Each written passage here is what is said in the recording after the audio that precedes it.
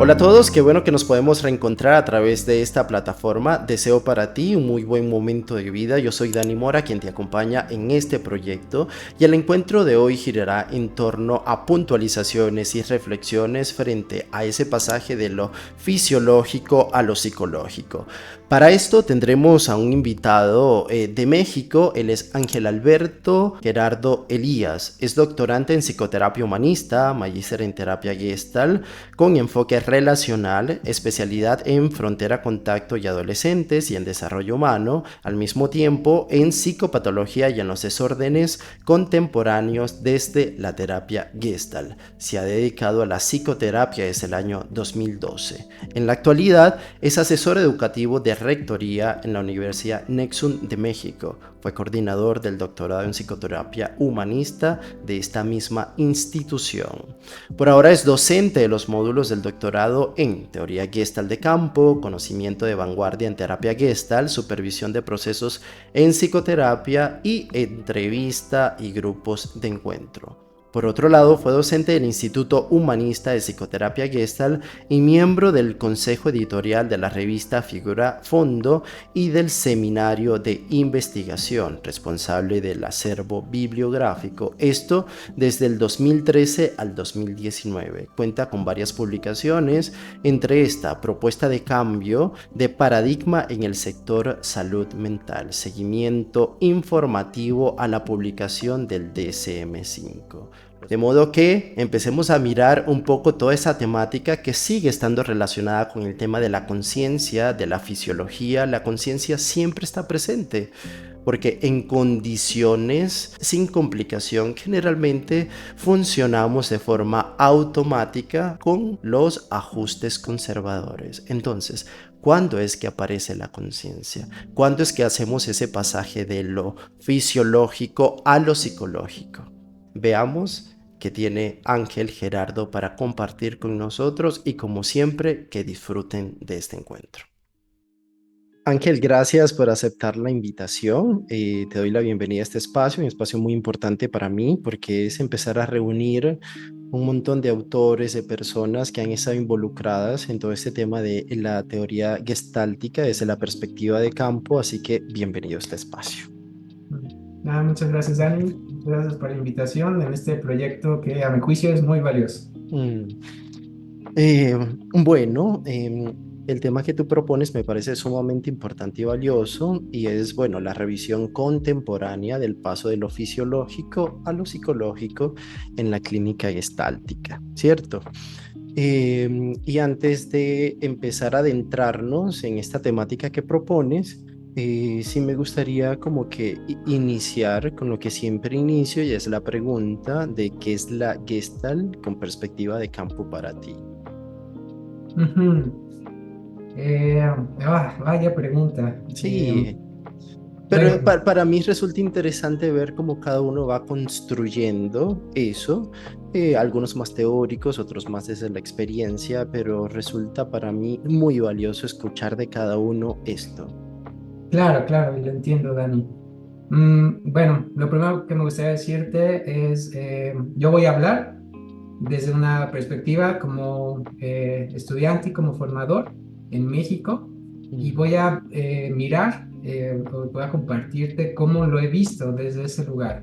mm, ¿Por qué hago el énfasis? Porque mucho de lo que nos ha llegado por acá, eh, por supuesto, son autores que están más en Europa o en Estados Unidos y son traducciones y una característica de, no sé si lo compartimos dentro de Latinoamérica, inclusive de España también, es, tenemos que hacer una especie de traducción, porque nosotros no nos formamos en estas escuelas donde, pues desde el día uno están empapados desde una perspectiva muy particular, como puede ser la perspectiva de campo.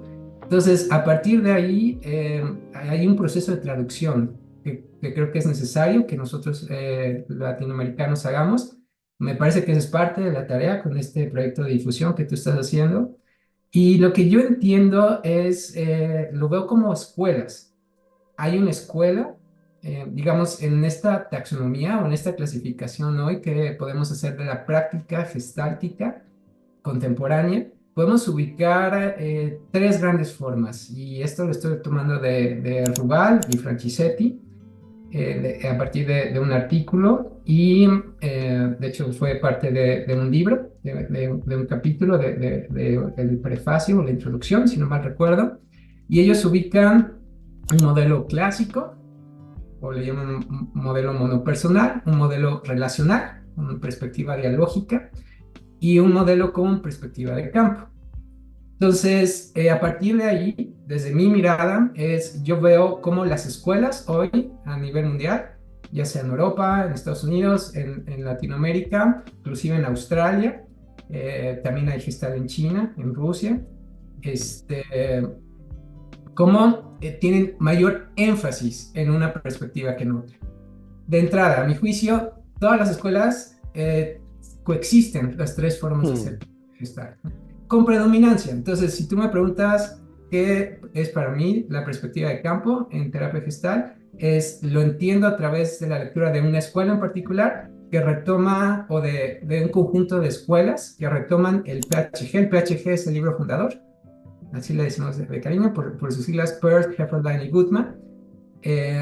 Toman las bases del libro fundador y, digamos, hacen una lectura social, una hermenéutica social. Me estoy refiriendo específicamente a la escuela italiana, una hermenéutica de cómo era la sociedad en los 50, 70, cómo era en los 70, 90, cómo emerge en los 90, 2010 y cómo emerge hoy, inclusive en época post-COVID.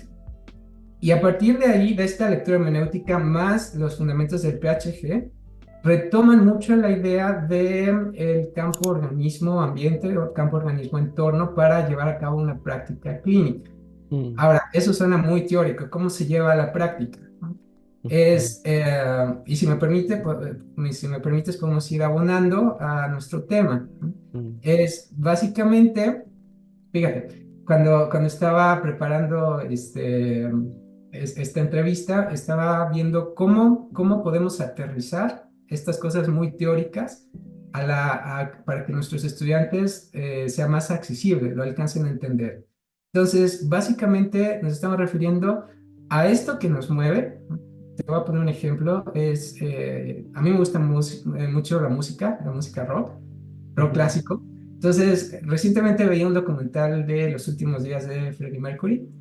eh, y bueno, yo he sido fan de Queen durante mucho tiempo. Y de repente veía el documental y me llegó una emoción. Empecé a llorar, me dio tristeza.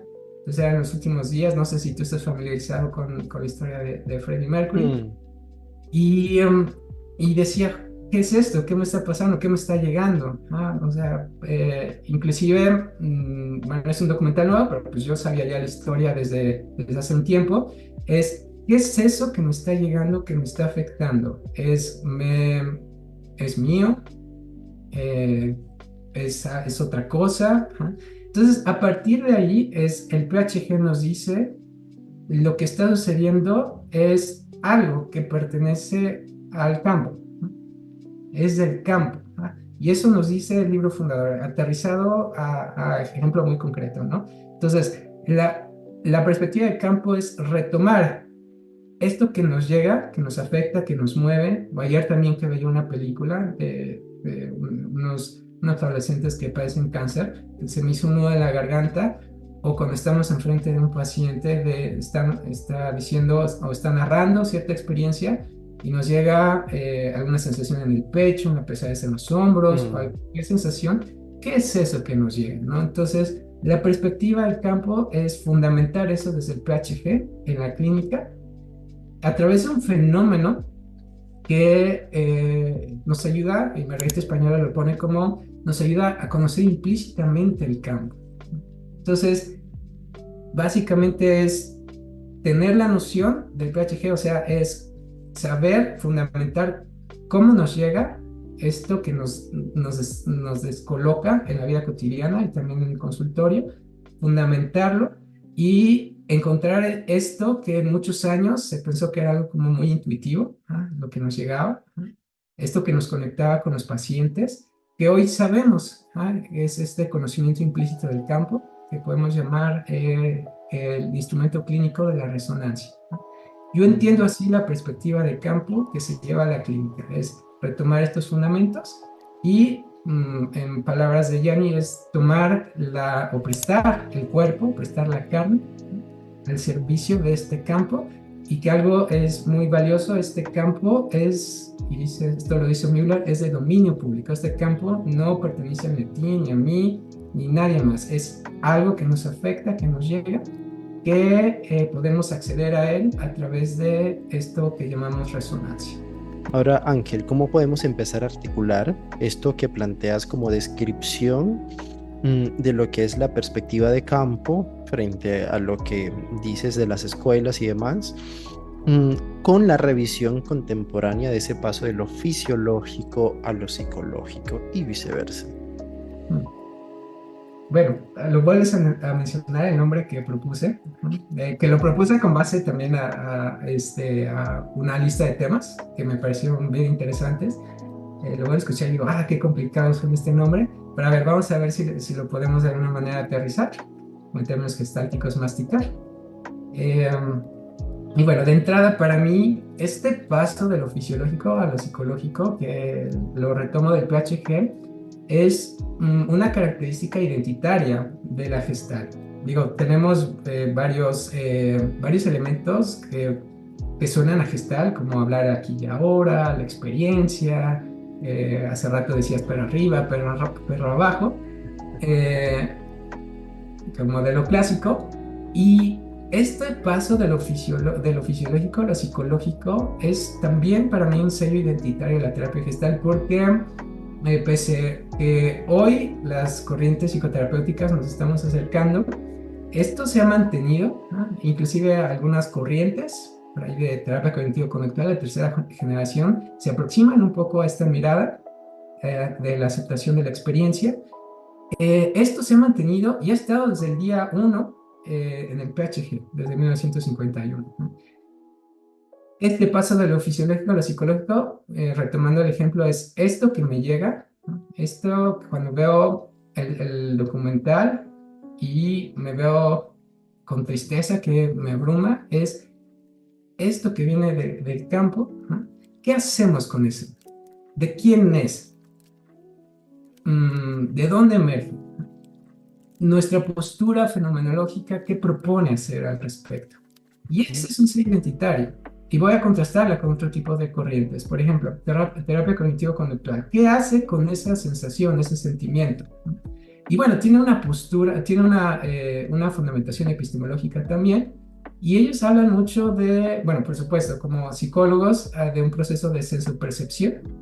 Y hablan de la asociación, ¿no? Esta emoción que llega está asociada a un pensamiento. Y hacen un símil de aquello que podemos encontrar materialmente allá afuera, lo podemos asociar dentro de la psique, ¿no? Entonces, esta emoción se puede asociar con algo. Y frente a eso, usan de alguna manera, se van por la voluntad, ¿no? Usan procesos de voluntad para aproximarse y establecer una metodología de abordaje. ¿Qué hacemos nosotros con ese afecto? Ese afecto nosotros lo consideramos, eso que nos llega, como un misterio, y eso es muy fenomenológico, como algo que nos mueve y que resulta un misterio. Entonces, eso que me pasó mientras veía este documental es, ¿qué me está pasando? O sea, ¿qué tiene que ver esta tristeza? ¿Acaso esta tristeza tiene que ver con eventos recientes? Acabo de perder una colega muy querida dentro de la comunidad. ¿Tiene que ver con eso? ¿O tiene que ver con días recientes, ¿no? Que no me he sentido muy bien del todo? ¿O tiene que ver con el hecho de que estoy viendo pues una persona que está sufriendo y tal vez me conecte ahí? Entonces, este afecto, y es el paso de lo fisiológico, de lo que nos llega, el misterio, nosotros lo que hacemos es ir a favor de este misterio. No buscamos hacer un proceso de voluntad con procesos cognitivos superiores, para afrontarlo, para acogerlo. Nosotros buscamos ir a favor de ese misterio y es lo que hacemos en el consultorio. ¿Y cómo hacemos esto? Lo hacemos como en nuestro proceso evolutivo, ¿no? ¿Cómo lo hace un niño para saber que está lo que nosotros, bueno, fisiológicamente lo que vemos de hace un berrinche, frunce el ceño, aprieta los dientes? ¿Cómo sabe el niño que lo que está sucediendo es que está teniendo rabia? Hay una sociedad, ¿no? Hay un proceso de socialización primaria que le dice esto se llama rabia, lo que estás sintiendo. Y socialmente la rabia se expresa así en nuestra cultura. Y ahí tenemos un primer sentido, ¿no? De pasar de lo fisiológico, de este misterio de posibilidades, se arropa y se acoge y se convierte en un sentido que llamamos rabia y un sentido que le da toda una connotación cultural, ¿no? Si en algún momento me quieres interrumpir, adelante, ¿eh? Yo hablo. Sí, sí, está ¿Ah? Si bien. algo no queda claro, igual me vas diciendo. Entonces, Mm, necesitamos del otro para poder nombrar. Los otros, que al menos en nuestro lenguaje, o sea, llevamos 21 siglos ya de historia, o sea, no nacimos o sea, la humanidad no nació ayer, ¿no? Entonces, estos otros que llevaron 21 siglos de historia nos ayudan a nombrar esto como una rabia, o esto que me pasó como una tristeza, como un nudo en la garganta. Entonces, de entrada necesitamos ese acoger, pero tenemos un problema. Ese acoger es suficiente para darle desde de nuestra mirada, ¿ah? Para darle arropaje a esa emoción, a ese misterio que pertenece al campo. Es la pregunta. Entonces, en ese pasaje de lo fisiológico a lo psicológico, que es identitario de nuestra propuesta, es si necesitamos esa parte ajustada y también necesitamos la parte creativa, ¿no? mm, La parte que esto que me está llegando es único en el momento, ¿no? Es uno de los principios de campo, ¿no? mm, Esto es único, válido para esta situación. ¿Y a dónde me está llevando esto único para esta situación? ok. A ver, entonces hay varios términos que van apareciendo en todo lo que vas diciendo. Se me ocurre ahora el ajuste creativo que estás hablando, que lo podemos desarrollar un poco, el ajuste conservador, pero incluso antes de eso me gustaría que pudiéramos hablar acerca de lo que es lo fisiológico, la constitución de la fisiología, así como se ve en la Gestalt. Porque ahí está lo biológico, lo heredado y las transformaciones que le vamos haciendo al cuerpo, a través de un montón de factores que van pasando a lo largo de nuestra historia. Y que es lo psicológico para nosotros, que es la conciencia. ¿Cuándo es que aparece la conciencia? La conciencia siempre está presente o aparece en ciertos momentos, ¿no? Que creo que es lo interesante de todo esto y a mí me ha impactado mucho desde que comencé hace 3 4 años con todo este proceso, ¿no? Entonces, comencemos por allí. ¿Qué es lo fisiológico y cómo se constituye la fisiología? ¿Y qué es lo psicológico y cómo se constituye? Justo. Eh, y está bien interesante lo que preguntas. Y otra vez, lo voy a dar desde mi lectura. Claro. PHG es, es, el PHG nos dice que en nuestro lenguaje hay una dicotomía. Y ahorita, y justo, nuestro lenguaje es limitado, ¿no? Por un lado, hacemos referencia de algo y necesitamos hacerlo referencia como a algo separado, que es lo fisiológico, y algo separado, que puede ser lo psicológico, ¿no? Entonces, la propuesta del PHG bueno, sí, primero nombrar, ¿no? Que en una sociedad, estamos hablando de la sociedad de los 40, 50, esta dicotomía genera neurosis, ¿no? Se da desintegración. Entonces, la propuesta a partir de ahí es preguntarse cuál es la relación entre cuerpo-mente, básicamente, cuál es la relación entre lo fisiológico y lo psicológico, ¿no? Y ellos retoman un fundamento y volvemos al tema del campo. El fundamento hablan del campo organismo-ambiente, el campo organismo-entorno. Mm, El campo organismo-entorno, y creo que lo acabas de mencionar hace un momento, no hace referencia a la persona, hace referencia a un constructo que nos permite dar un fundamento teórico a esto que nos llega como un misterio, ¿no? Esto que pertenece al campo, que se expresa en el cuerpo, ¿no? pero se expresa en la frontera contacto del campo Mm, organismo-vector. Entonces, a partir de ahí, ¿qué es lo fisiológico? ¿No? Lo fisiológico pertenece al orden, ellos lo llaman animal, ¿no? Biológico y social. En ningún momento hablan de persona. Ellos están haciendo referencia a la piel, ¿no? A las primeras frases del capítulo 1, ¿no? La experiencia, a la experiencia que se da en la frontera contacto, en la piel y en la actividad motora o algo así, dice, ¿no? O sea, es aquí, la piel es la parte fisiológica, ¿no? mm, Y ahora, ¿cómo entra la mente aquí? Si metemos la mente aquí, estaremos cayendo en la dicotomía, ¿no? La mente es algo separado de esto que es la piel. Y para mí, esta pregunta me llevó a ir al libro antecesor del PHG, que es Yo, Hambre y Agresión, ¿no? Y Peirce da por ahí unos ejemplos de cómo se puede usar en la terapia de la concentración la mente. O sea, es la mente al servicio de qué? La mente al servicio del cuerpo. ¿Ah? En la medida que eso que llega como posibilidad, ¿no?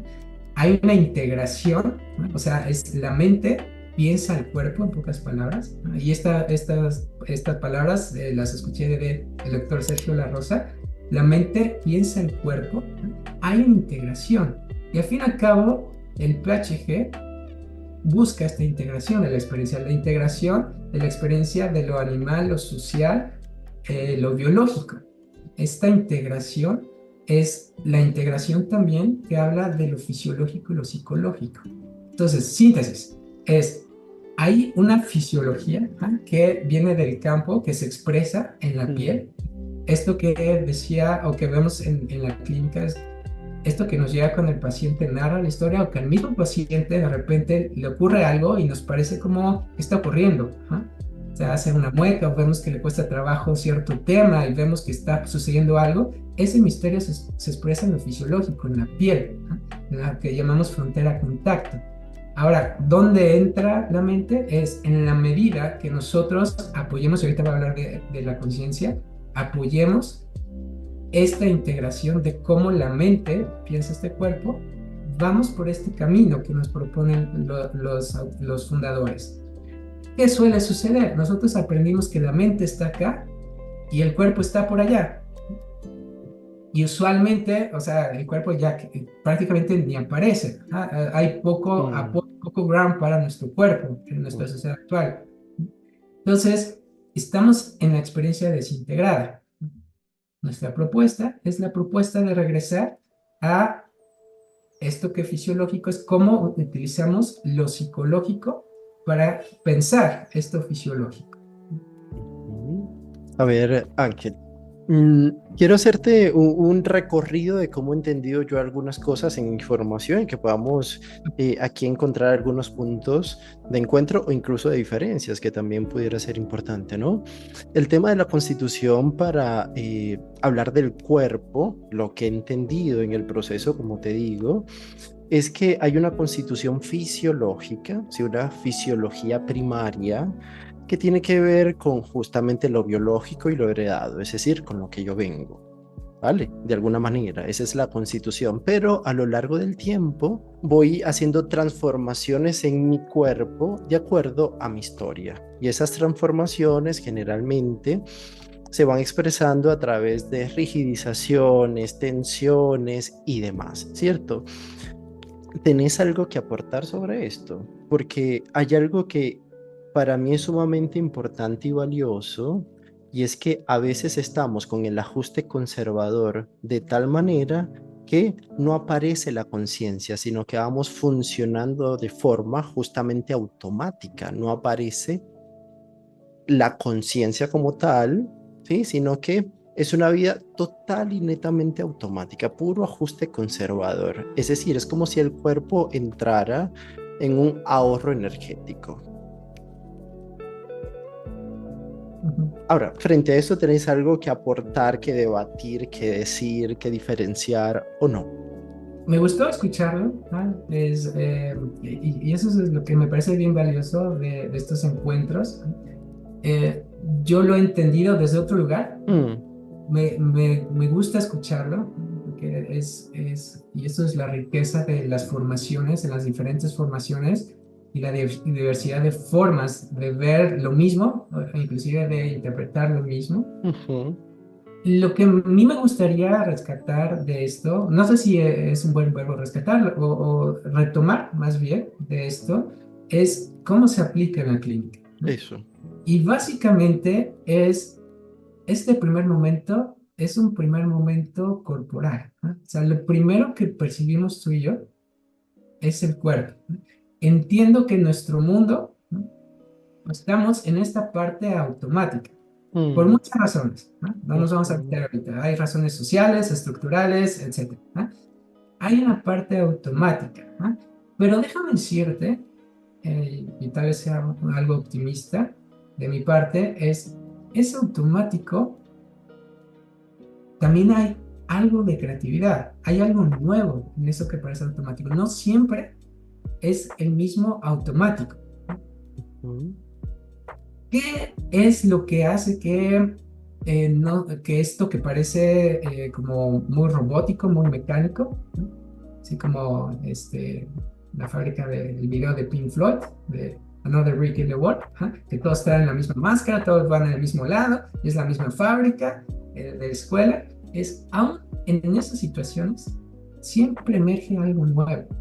Y eso que emerge, eso que nos descoloca, viene de la expresión del campo a la fisiológica en el cuerpo, ¿no? Sí, claro, pero a ver, cuando vemos organismo entorno y sabemos que eso también es para mí algo muy maravilloso, ¿no? El tema de considerar que la experiencia no es del organismo, sino que, como tú decías, aparece en la frontera contacto. Tú cuando estabas viendo esa película, ese documental, era porque algo del entorno impacta en ti y esa coinfluencia va generando la experiencia. Es muy complejo de entender, pero lo decimos en palabras muy generales, ¿no?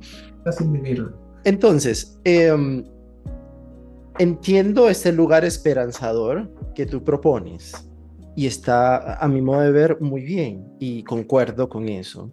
Solo que cuando el organismo, ¿sí?, se encuentra con condiciones en el entorno sencillas que decimos, ahí no aparece la conciencia. No hay que hacer un nuevo ajuste creativo ante eso porque ya con mis ajustes conservadores puedo solventar, resolver, tramitar, cerrar, ¿m?, esa demanda del entorno o demanda que aparece en el organismo, ¿sí? Listo. Entonces ahí lo resuelvo desde la vía de lo automático, desde lo fisiológico. Fisiológico porque ya lo he asimilado y pasa a mi fisiología, ¿cierto? Ahora, Mm. cuando tú me dices eso, me despierta una gran duda. ¿Cuál es mi duda? Justamente cuando yo no puedo solventar con mis ajustes conservadores, que ojo, no son malos los ajustes conservadores, es todo lo asimilado, lo aprendido, las referencias que tengo para, etcétera. Ahí es donde la conciencia va a aparecer, es decir, ahí es donde aparece el pasaje a lo psicológico, porque lo que yo tengo no me alcanza para solventar esto que me ofrece el entorno, y ahí tendría que aparecer la conciencia con toda la dominancia, la intencionalidad, para que justamente aparezca un nuevo ajuste creativo. Así lo he visto yo, ¿sí? Entonces, ahora que te he visto decir que no, Ajá, mientras yo lo voy diciendo, ¿qué crees tú? ajá. Sí, mm, yo no estaría tan de acuerdo. De hecho, yo te diría, creo que estás siendo más optimista que yo. Ah, me gusta este mundo donde, bueno, no creo que me guste tanto, pero bueno, parece un mundo sencillo, ajá, donde No, de no, condiciones sencillas, no un mundo sencillo, ¿no? Las condiciones sencillas porque claro, mi self, con todos los recursos que tiene, no tiene que hacer un nuevo ajuste, sino con el conservador me alcanza. claro, ahí es donde digo, el lenguaje se nos dificulta, ¿ah? A ver. Porque yo lo que entiendo es que cuando hay integración, en el cuerpo hay mente. Déjame ampliarlo. Inclusive en esto que tú llamas, en estos ajustes conservadores, ¿no?, que ahora me viene la curiosidad de preguntarte, tal vez no tenemos la misma noción de ajustes conservadores, ¿no? ahorita lo vemos, y eso es parte de la traducción y es la riqueza Claro, de estos encuentros, es en estos ajustes, por más conservadores que haya, que sean, perdón, em, siempre hay algo nuevo. Y hay en esta integración que parece que va como, si lo vemos teóricamente, en una secuencia de contacto, ¿no? Se va completando precontacto, toma de contacto, contacto final y postcontacto, ¿no? Y va siendo fluido, va siendo en esta gestal vital, fluida, que se puede completar, ¿no? Que es muy utópico, hay mente ahí. ¿Ah? O sea, no solo es el cuerpo asimilado, la mente está puesta ahí. ¿No? Porque siempre hay algo nuevo. ¿No? Inclusive en el mismo camino que puedes transitar todos los días para tu trabajo, para ir a la escuela, es diferente al día siguiente. ¿No? Porque puede llover, ¿no? Y entonces hay un charco en el camino. Y entonces, cuando hay esta integración, y esto me gustó que lo dijeras, hay esta corporalidad asimilada, que son los contactos asimilados, ¿no? Es este ground, ¿no? Nos permite hacer esta actividad motora de no pisar el charco. O tal vez sí tengo ganas de pisar el charco, pero empiezo a integrar lo social, pero voy a ir a trabajar y si piso el charco, voy a llegar mojado y entonces tal vez no sea muy bien visto. ¿Ah? Entonces empiezo a integrar la experiencia y empiezo a usar la mente unificada. Por eso la propuesta de la terapia gestal es un awareness holístico, no es una conciencia deliberada, ¿ah? mm, Una conciencia que divide mente y cuerpo. ¿Ah? Entonces, en los ejemplos que entiendo que me estás diciendo, aún en ellos hay una psicología que piensa el cuerpo. Dentro de ello, me gustaría posicionarme, ¿no? Esta es una postura, vamos a llamarle, de una corporalización radical. Si las terapias cognitivo-conductuales de tercera generación hablan de un conductismo radical, nuestra propuesta con perspectiva de campo me parece que podemos hablar de una corporalización radical. ¿Qué significa esto? Que la mente es cuerpo, que lo social es cuerpo. Ángel, y en la escuela, en la Universidad Nexum, hacen una distinción entre estas modalidades de conciencia, que es el awareness y el consciousness. Sí, awareness como conciencia inmediata del campo, ¿sí? Y el consciousness como la conciencia reflexiva. ¿Hacen esa De- distinción? no, bueno, nosotros leemos el PHG y el PHG hace la distinción, es una Ok. notita que viene abajo, Ah, ok, ok, ok. es la traducción. ¿Ah? Necesitamos los dos tipos de conciencias, Claro. pero dice, y hay una parte, la voy a parafrasear, dice algo así, nosotros nos ocupamos del proceso de conciencia, o sea, de awareness. ¿No? El énfasis está en el awareness, Claro. ¿no? En esta integración, en esta conciencia holística. Y yo me he preguntado, para los alumnos, ¿cómo explicar eso de la awareness? Muy sencillo, nosotros somos Homo ludens, o sea, somos de las pocas especies que en todas las etapas de nuestra vida jugamos. Nosotros de niños jugamos, de adolescentes jugamos y de adultos jugamos. ¿No? Si no, te invito a la casa de cualquier tía de aquí de México cuando están jugando las cartas. No sé si has visto a los adultos jugar cartas. Mm. Es tal implicación. ¿No? A los adultos, ¿no? Ah, Ajá. es tal implicación, tanto como cuando un niño juega fútbol, eh, es tal implicación dentro de la experiencia, ¿no? Que mente y cuerpo, o sea, fisiología y psicología están integrados. No, no Mm, tengo que pensar a ver, momentito, ¿qué me está pasando? ¿No? Es, no tengo que pensar cuál carta voy a tirar, o sea, no tengo que hacer necesariamente ese proceso, o sea, se va sintiendo, está integrado al cuerpo y hay emoción, hay vitalidad, hay mm, excitación. Este claro, es el awareness que nos permite integrar las experiencias. ¿No? Hay una claro. actividad motora, la mente piensa el cuerpo. Mm. Dime. No, que te quería hacer una pregunta frente a eso que me comentas, y es la noción del self, ¿sí? Sabiendo que el self genera toda su operación en la frontera de contacto cuando es necesario, porque no siempre la actividad del self aparece, sino que es una función para contactar. ¿Lo ven así? ¿El self es así para ustedes? ¿Sí? Sí, entonces ese proceso de conciencia, cuando tú haces la diferenciación entre cuerpo y mente, cuando dices mente, ¿a qué te refieres? A lo psicológico como tal. Desde el campo organismo-ambiente, o campo Ujú, organismo-entorno, ¿no? La mente es el cuerpo, ¿no? Es la mente piensa el cuerpo. Cuando están desintegradas, tenemos una desintegración de la experiencia, ¿no? listo. Ahora voy entendiendo. Claro, son dos, quizás en mi escuela de formación se ve totalmente distinto, ¿sí?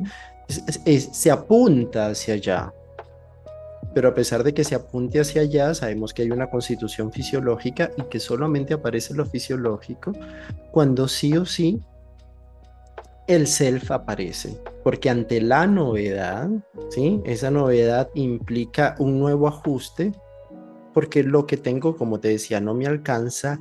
Y allí justamente va a aparecer la intencionalidad, la formación de figuras, la dominancia, etcétera. Y justo eso para nosotros, para mi escuela, es el momento de aparición del self desde lo psicológico. Una vez que se resuelve, eso pasa al fondo como un nuevo recurso adquirido y eso por supuesto pasa a la fisiología. Ya. Sí, Ese es el proceso. Por eso cuando tú me proponías, bueno, una revisión contemporánea, eh, ahora me gustaría que me des toda tu postura, ¿sí? Sobre todo en la práctica clínica. ¿Cómo se da eso? bueno, déjame decirte, sí, así se puede leer y, y vamos a abonar. Creo que, y no es una mirada contemporánea, esto viene desde 1951, ¿no? Nuevamente, no hay distinción mente-cuerpo aquí. O sea, es Mm, un campo organismo-ambiente. sí, Inclusive eso claro. que es exclusivo fisiológico, ¿no? O que, por ejemplo, llama el campo fenoménico, ¿no? Ajá. Es Ah. de la situación, ¿no? Ujú, Es el ello la situación que el campo se expresa, ¿no? En la frontera de contacto. Hay mente también ahí, ¿no? ujú. Y hay investigaciones de esto, o sea, no puedo, esto es eterno, o sea, ¿qué fue primero, el huevo o la gallina? ¿No? O sea, estamos hablando de procesos que, digamos, no quiero ser paralelos porque creeríamos en un paralelismo, ¿no? Mm, Estamos hablando más de que van emergiendo ambos procesos, ¿no? Sí, con mayor énfasis en la parte, digamos, en el precontacto, ¿no? En esto de que se expresa el campo, ¿no? En una fisiología. O sea, la novedad sería este misterio, esta otredad que se mm, expresa, ¿no? Esto que vemos en la consulta, o lo que me pasó a mí viendo este documental, también está puesto en la mente. ¿Ah? mm, Está puesta en las representaciones sociales a través de la función personalidad, ¿no? Ese es como lo que algo que, que no es nada contemporáneo, esto viene desde 1951, ¿ah? Que nos ha tardado, nos ha costado trabajo entenderlo y mirarlo así, claro, porque mm, el lenguaje se para, ¿ah? Porque ujú, nuestra propuesta es ver esto que está en medio, que no es la nada, pero tampoco es una cosa, ¿no? Es algo que es una posibilidad, es el campo, ¿no? Eso nos cuesta trabajo entenderlo, porque nosotros hemos aprendido, bueno, nosotros, digo, más occidente, ¿no? Hemos aprendido a que algo podemos nombrarlo porque es claro y es diferente con respecto a otro objeto, y fenomenal, ¿no? Porque así hemos funcionado mucho tiempo, ¿no? Pero, ¿qué pasa con esto que emergió como primero en física, que es la teoría de los campos electromagnéticos? ¿Cómo mm, explicas esto que está en medio cuando quieres juntar a dos humanos, ¿no? La fuerza que hay en medio cuando ni siquiera se han acercado que se siente, ¿no? ¿Cómo explicas eso? ¿Cómo lo explicas en la clínica, haciendo la transpolación a la clínica gestáltica? ¿Cómo explicas esto en medio, ¿no? Le estamos dando muchas vueltas tratando de entender qué es esto, pero es una posibilidad, es un misterio que nos llega, que nos expresa primero en fisiología, pero está la mente puesta ahí. Mm. Ahora, esa es una manera de ver la perspectiva de campo. Contestando a tu pregunta, es cómo lo llevamos a la clínica. Bueno, nosotros, es, eh, la doctora Maritrini, con el director científico, Sergio, la doctora Maritrini es la rectora, el coordinador científico del programa, del doctorado es el doctor Sergio La Rosa. Eh, Hemos pensado ellos como líderes, somos un equipo, hemos pensado el proceso de integración, ¿no?, de estas tres posturas, ¿no? Esta es una postura de campo. Sin embargo, también tenemos una postura dialógica relacional, ¿no? Y eso se apega, se acerca a lo que tú me acabas de mencionar. Y aquí estamos hablando de un campo también, ¿no? Igual, es que esto está un poco... eh, la palabra es caliente porque hay muchos, o sea, vas a encontrar personas, seguro ya has entrevistado, que van a decir, no estoy en contra de esto o no estoy a favor de esto. Pero, a ver, yo nuevamente, o lo que leemos en México y en Latinoamérica, ¿no?, es tenemos que traducir. Y hay autores que hablan de un campo, pero un campo que no es el mismo entorno, es un campo diferente. Y lo encontramos con autores como Bolans. Robin menciona, ¿no?, algo al respecto, inclusive Wheeler hace noción, Bartlett hace noción de un campo diferente. Entonces, ahí tenemos que leer a Stamler. Stamler tiene un artículo que se llama La confusión babilónica, ¿no? Ah, De, sí.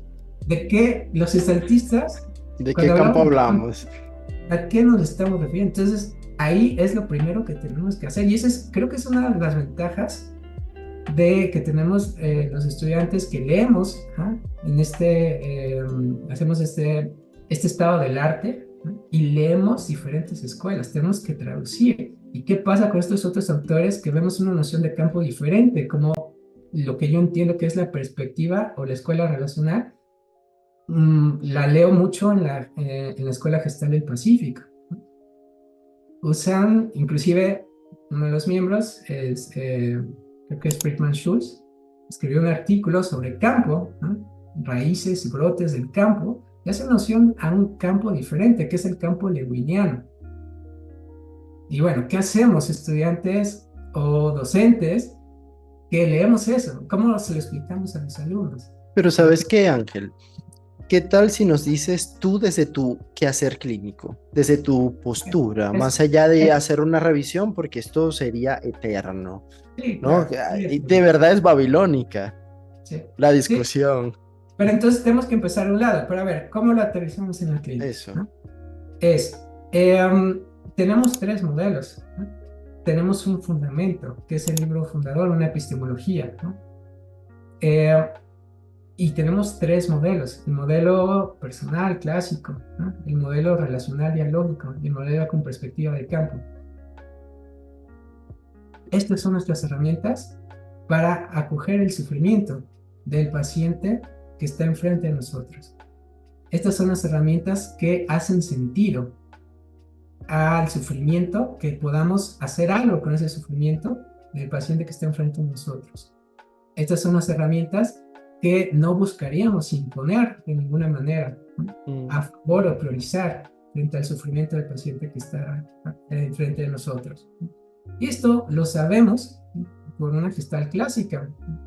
Leemos cuáles son las tareas del terapeuta, y una de ellas es la humanidad. Este es un sentido humano, o sea, sí tenemos una fuerte postura clínica, pero al fin y al cabo, ¿cómo lo aterrizamos? Primero con este sentido de humanidad. Y luego, ¿qué hacemos con eso? Bueno, yo te puedo decir qué hago yo, ¿no? Claro. Creo que a partir de la época del COVID, ¿no?, al menos los casos que yo he recibido en sesión, el sufrimiento se ha incrementado bastante. Mm.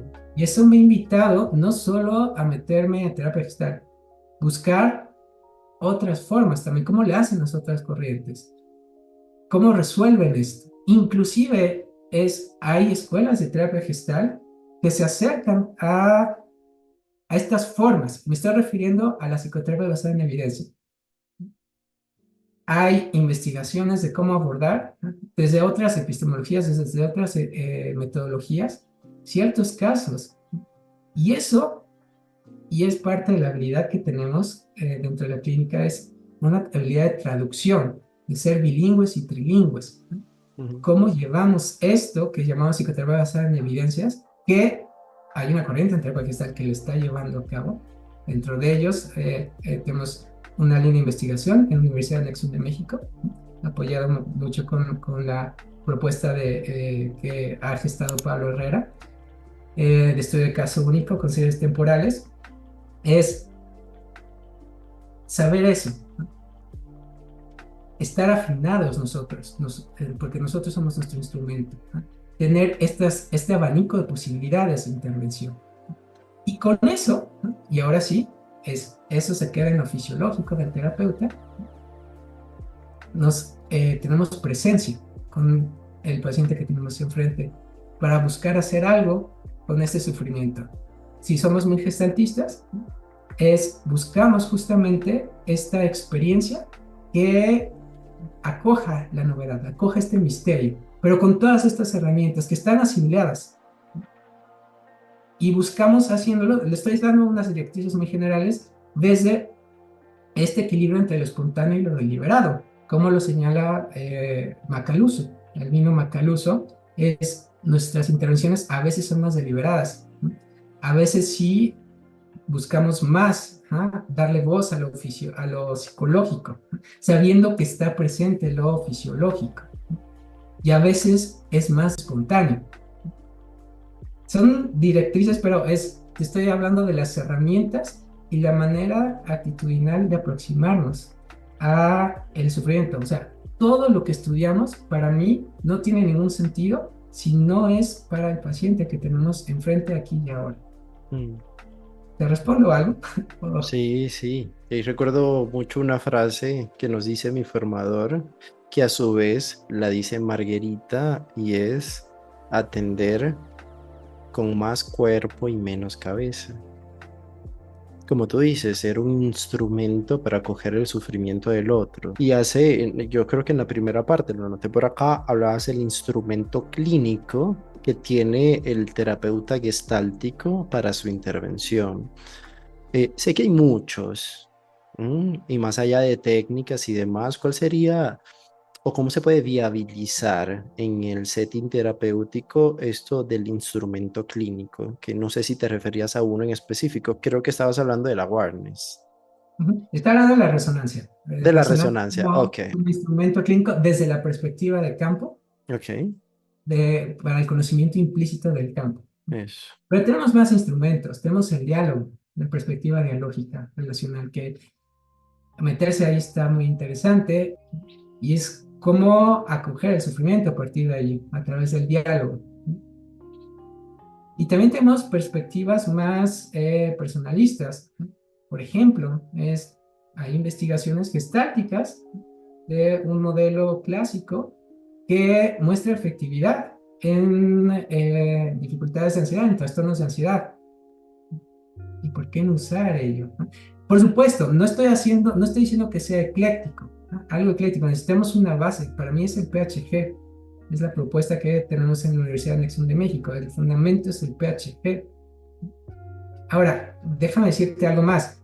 Yo estoy de acuerdo con lo que te dice Margarita, es más cuerpo, menos mente en el encuentro terapéutico.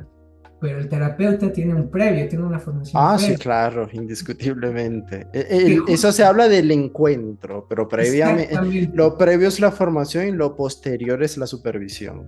Pero es una formación que, si somos otra vez en este radicalismo corporizado, es todo esto que podríamos aprender desde la mente, no nos es útil si no lo aterrizamos al cuerpo. Y no lo Mm. aterrizamos el cuerpo en presencia de nuestro paciente que está en este momento. Listo.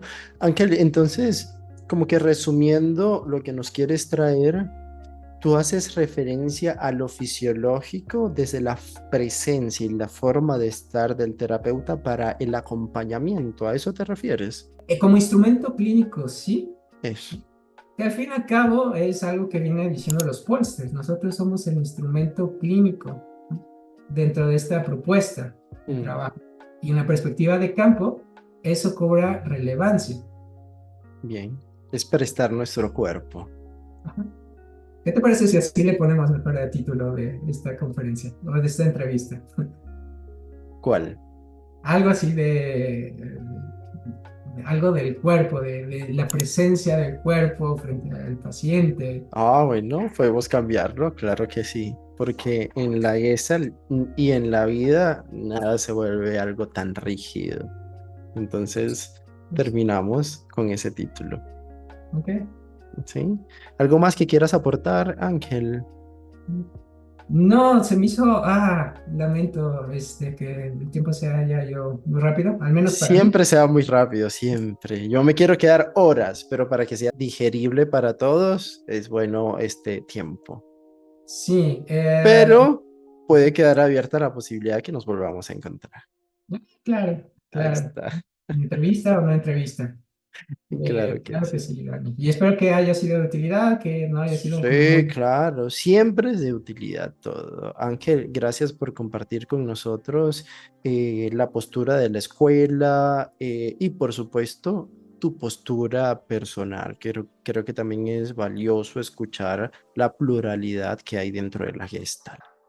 Sí, Pues, porque incluso dentro de cada escuela, como tú lo comentabas, hay mucha diversidad y tenemos que también acoger la diversidad. gracias a ti, Dani. Pues me gusta mucho tu proyecto y estoy muy de acuerdo con esto que mencionas de la diversidad. Creo que hoy como comunidad es muy importante el poder darnos estos espacios en nuestras diferencias, de sostenerlas. Claro, totalmente. Eso dice el PHG, ¿no? Que no tengamos una huida rápida del conflicto, sino que lo sostengamos a ver qué. Y de ahí aparece toda la creatividad. Así que gracias por tu creatividad, Ángel. Cuídate mucho. Un Cuídate mucho. abrazo desde Ah, Colombia. un abrazo. Chao. Bye. Cuídate.